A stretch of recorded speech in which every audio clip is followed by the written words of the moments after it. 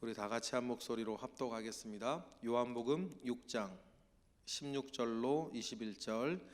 저물매 제자들이 바다에 내려가서 배를 타고 바다를 건너 가버나움으로 가는데 이미 어두웠고 예수는 아직 그들에게 오시지 아니하였더니 큰 바람이 불어 파도가 일어나더라. 제자들이 노를 저어 10여리쯤 가다가 예수께서 바다 위로 걸어 배에 가까이 오심을 보고 두려워하거늘 이르시되 나니 두려워하지 말라 하신대 이에 기뻐서 배로 영접하니 배는 곧 그들이 가려던 땅에 이르렀더라. 아멘. 오병이어의 기적을 경험한 군중들이 그 기적을 보고 예수님을 임금으로 삼으려고 하고 그 일을 보고 예수님은 황급히 그들을 떠나는 장면을 우리가 읽었습니다. 주님께서 이렇게 폭발하는 군중 심리 가운데에 있는 이 사람들을 황급히 떠나신 이유가 있겠죠. 그들을 진정시키시지도 않았고 그들을 꾸짖으시지도 않았고 그들을 떠나기만 하셨습니다. 왜 주님이 그렇게 하셨을까 우리가 생각해 볼 필요 있지 않겠습니까? 가장 중요한 이유는 믿음이 왜곡되는 것을 주님은 극히 꺼려 하셨기 때문입니다. 그 무리들이 모여서 자기들의 요구를 마치 데모하듯이 이렇게 요구할 때에 주님이 서서 무슨 말을 하든 여러분 그들이 원하는 대답을 듣기 전에는 그들의 뜻을 바꾸지 않을 것 아니겠습니까? 여러분 그것은 믿음이 아닙니다.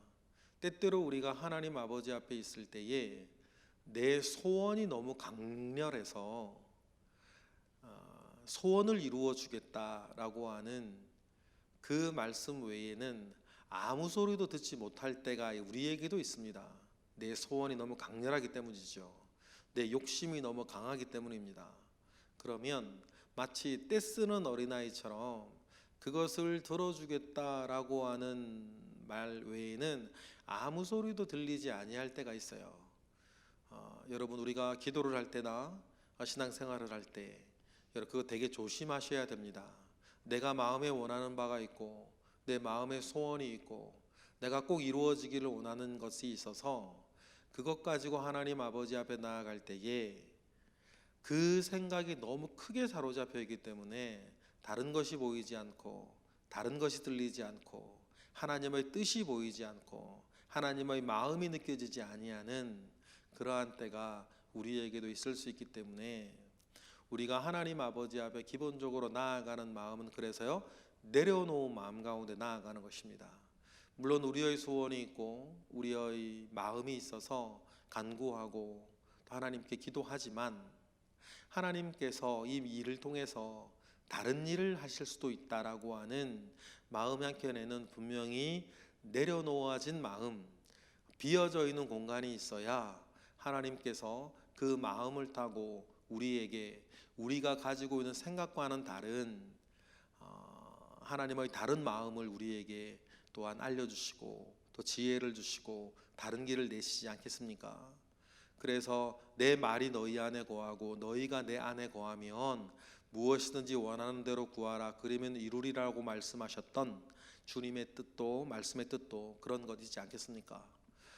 그런데 이 군중들 가운데 그런 욕망에 사로잡히면 그런 이야기들이 전혀 들리지 않습니다. 전혀 들리질 않아요.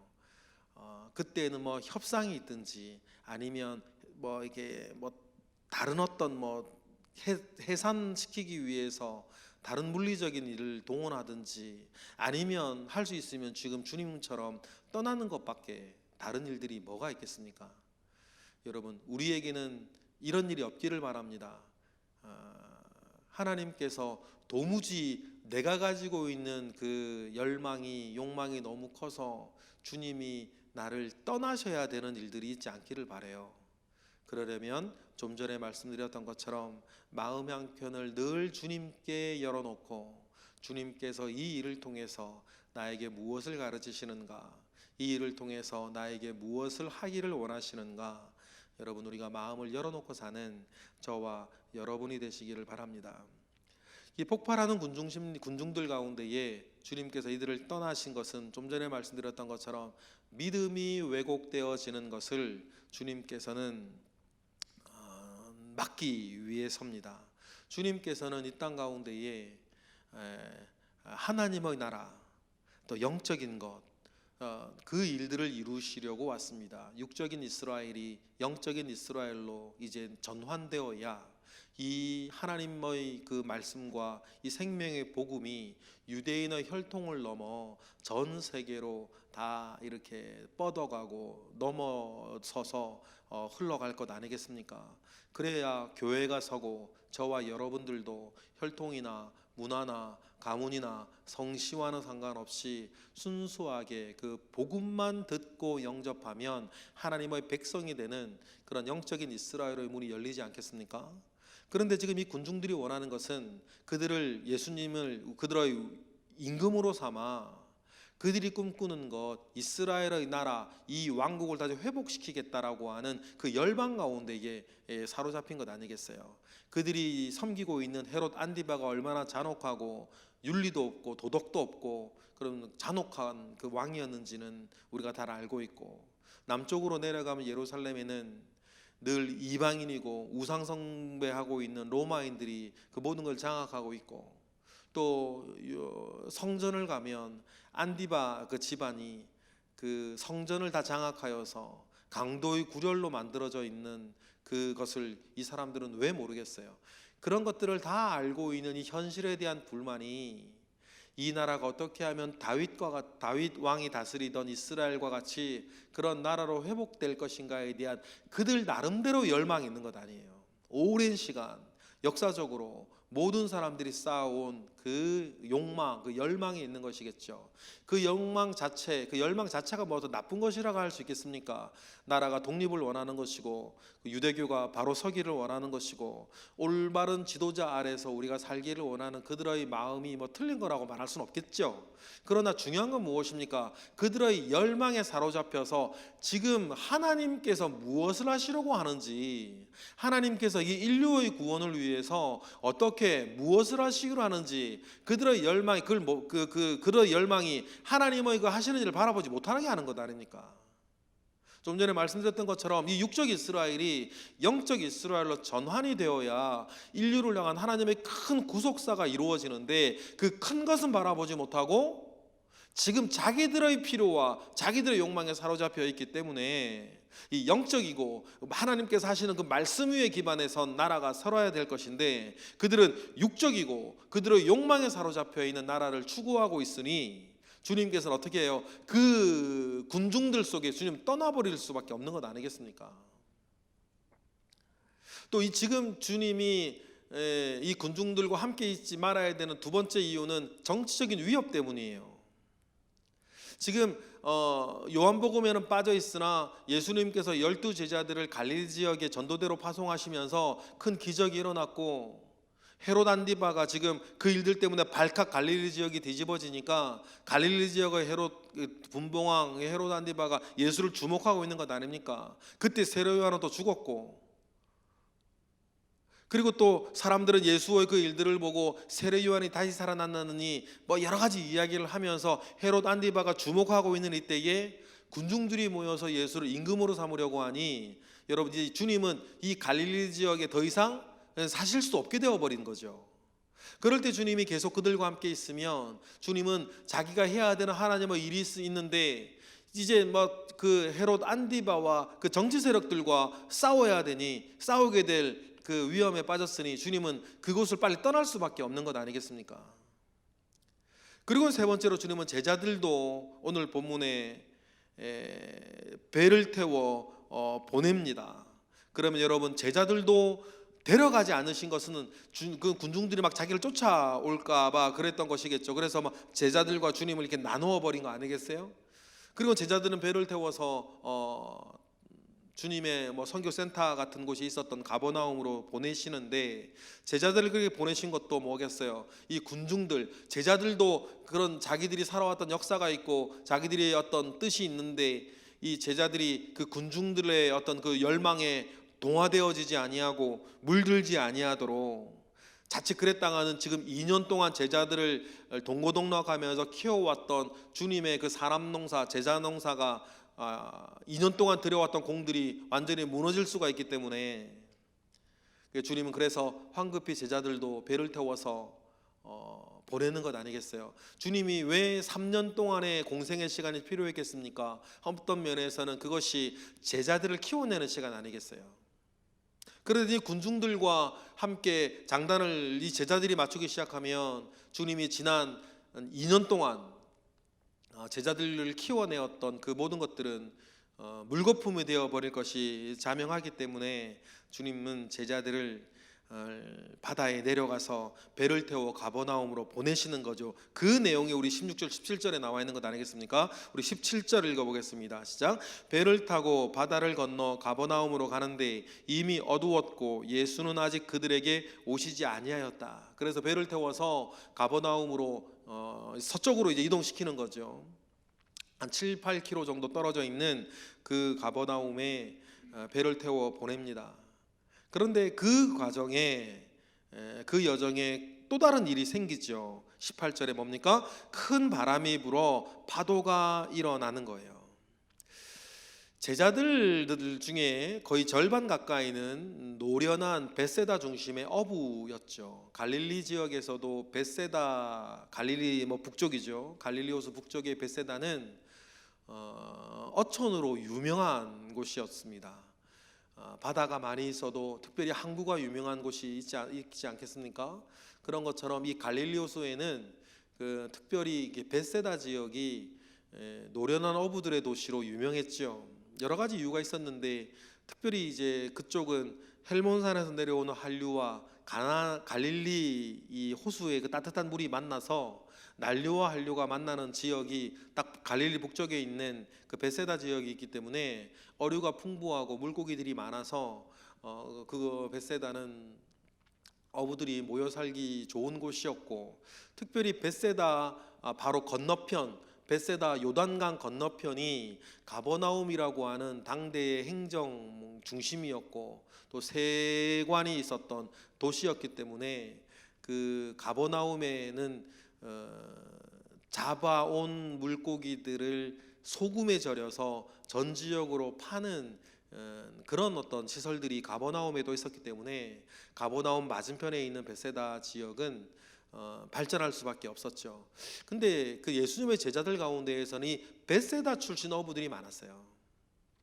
그러니까 이 풍랑이 왔을 때에 이 노련한 어부들은 그 나름대로 자기들의 어떤 노하우, 기술 가지고 이 풍랑을 헤쳐나가고 있었습니다. 그랬을 때에 이 제자들을 깜짝 놀라게 하는 사건들이 있었는데, 그것이 19절이었죠. 19절 읽어보겠습니다. 시작. 제자들이 노를 저어 10여리쯤 가다가 예수께서 바다 위로 걸어 배에 가까이 오심을 보고 두려워하는 거죠. 풍랑이 일어나는 것도, 또 배 그 사투를 벌이며 가버나움으로 가는 것도 근근히 하고 있었는데, 그 풍랑이 는 바닷가를 걸어서 주님이 오시는 것을 보고 깜짝 놀라고 유령인지 뭔지 두려워하고 있을 그때, 주님께서 20절에 뭐라 말씀하세요? 이르시되 내니 두려워하지 말라 하신대.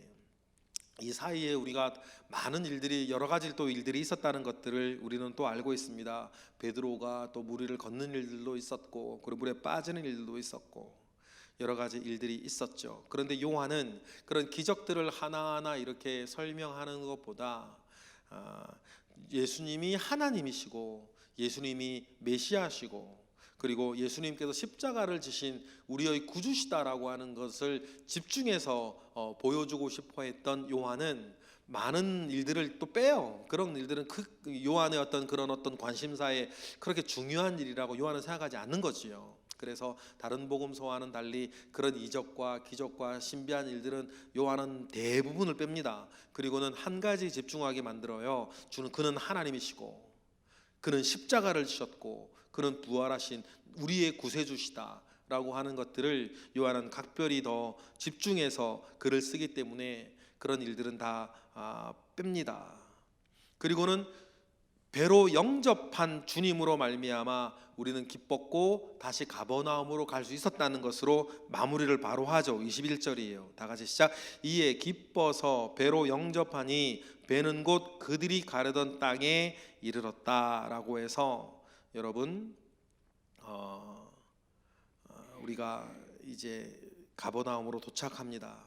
또 들디 내일이면 또 다른 일들이 있겠죠. 베세다에서 그 큰 엄청난 기적을 경험했던 사람들이 어떻게 하든지 간에 예수를 자기들의 임금으로 삼고자 예수를 막 따라옵니다. 예수님의 주 근거지가 가버나움이었다는 것을 그들도 아니까 가버나움까지 막 쫓아서 오게 되는 일들이 내일 펼쳐질 거예요. 여러분, 오늘 우리가 말씀을 마무리하면서 두 가지를 우리가 좀 생각했으면 좋겠습니다. 첫 번째는 뭐냐면 우리가 알고 있는 유명한 사건들, 베드로가 무리를 걷고 뭐 여러 가지 일들이 또 풍랑을 보고 빠져 그런 일들 많이 있었는데 요한은 그 사실을 왜 다 뺐을까? 여러분, 요한의 그 마음을 우리가 좀 들여다볼 필요가 있어요. 그런 표적과 기적과 신비한 일들보다 우리가 정말 주목하여 바라보아야 되는 것은 무엇이다? 예수 그리스도시다. 여러분, 신앙 초기에는 저나 여러분들이나 교회를 다니기 시작하고 신앙 초기에는 사람도 좋고 행사도 좋고 다 좋아요. 교회도 좋고 다 좋은데 여러분, 그런 신앙생활의 시간들이 지나가고 우리의 신앙이 무르익고 완숙되어질수록 여러분, 저와 여러분의 눈에 오직 예수 그리스도만 보이기를 원합니다. 예수 그리스도만 보이고 예수 그리스도만 우뚝 서 있기를 원해요.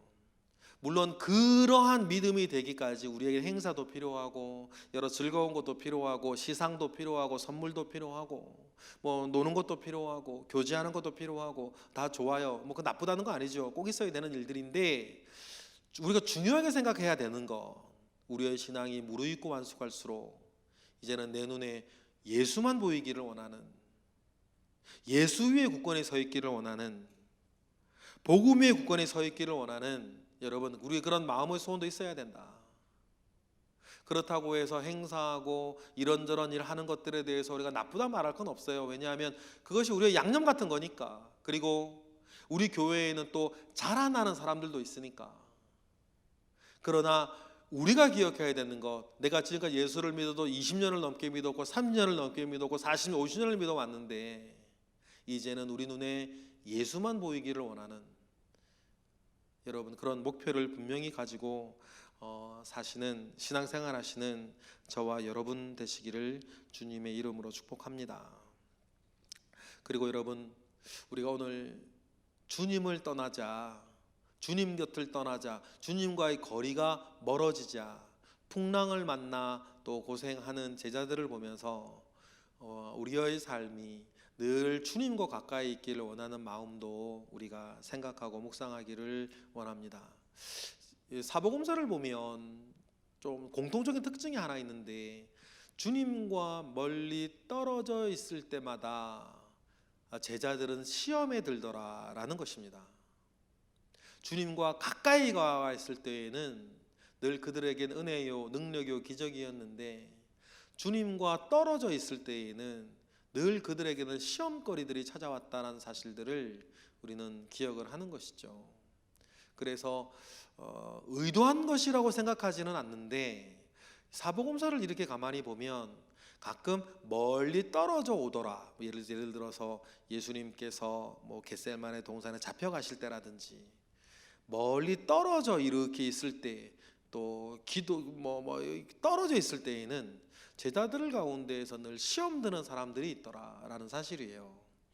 여러분, 그런 것들을 우리가 기억을 하면 우리가 언제나 내가 주님 앞에 내 몸도 내 마음도 늘 주님과 가까이 있기를 원하는, 주님 앞에 있기를 원하는, 하나님 아버지 앞에 있기를 원하는, 교회에 머물며 살기를 원하는 마음들이 늘 저와 여러분들에게 있기를 바랍니다. 그래서 우리가 다른 것이 즐거움이 아니고 다른 것이 나의 살 길이 아니고 믿음 안에서 주님과 가까이 있는 것이 나의 살 길이라고 하는 사실들을 늘 기억을 하고 늘 사시는 저와 여러분 되시기를 바랍니다.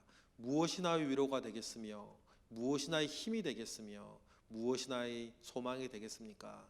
결국에는 예수 그리스도 그분밖에 없다는 사실들을 기억을 하고 그 은혜 가운데에 살며 승리하시는 저와 여러분 되시기를 주님의 이름으로 축복합니다. 기도하겠습니다. 할렐루야. 하나님, 하나님의 크신 은혜와 능력이 우리 가운데 있습니다. 오늘까지 그래서 우리는 살게 되었습니다. 주님의 은혜에 감사를 드리나이다. 주여, 은혜 위에 은혜를 더하여 주시고 하나님 아버지로부터 말미암아 오는 선한 역사가 늘 있도록 주여 붙들어 주시옵소서. 주님께서 우리에게 주시는 큰 은혜 속에 오늘도 우리는 살고 있습니다. 그 은혜에 감사하고 주님께 집중하고 주님께 늘 가까이 나아가 사는 우리 모든 예배자 되도록 은혜를 더하여 주옵소서. 드려지는 1000번째 예물 가운데에 주님 함께 하시고 하나님 아버지로부터 말미암아 오는 선한 역사가 늘 우리 가운데 있도록 주여 도우시옵소서. 오늘도 주님께 의탁합니다. 주님께서 은혜 베풀어 주시는 그래서 형통한 오늘 하루가 되도록 우리를 인도하옵소서. 예수 그리스도의 이름으로 기도드렸나이다. 아멘.